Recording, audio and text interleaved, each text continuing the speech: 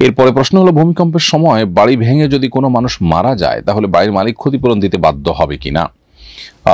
উত্তর হলো যে প্রথমত দেখতে হবে যে ভূমিকম্পে যে বাড়ি ক্ষতিগ্রস্ত হয়েছে সেখানে বাড়ি নির্মাণে কোনো ভায়োলেশন হয়েছে কিনা, সেখানে বড় ধরনের ত্রুটি ছিল কিনা।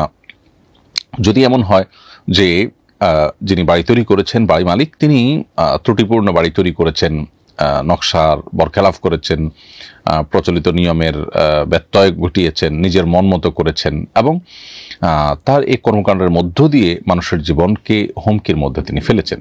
ভূমিকম্প এত আহামরি কোনো ভয়াবহ মাত্রার ছিল না, কিন্তু তার ত্রুটির কারণে মানুষ মারা গেছে, তাহলে সেক্ষেত্রে তার দায়ভার তাকে নিতে বাধ্য করা হবে এবং সেটা শরিয়া আদালত থাকলে সেটা ক্ষয়ক্ষতি এবং সার্বিক অবস্থা বিবেচনা করে ফয়সালা দিবেন এবং তাকে ক্ষয়ক্ষতি নিতে বাধ্য করা হবে।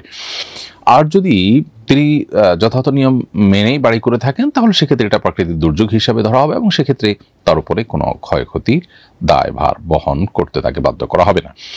এবং সেই সাথে যে বা যারা এই ভাঙা বাড়ির নিচে চাপা পড়ে মারা গেলেন তাদেরকে শহীদ হিসাবে গণ্য করা হবে।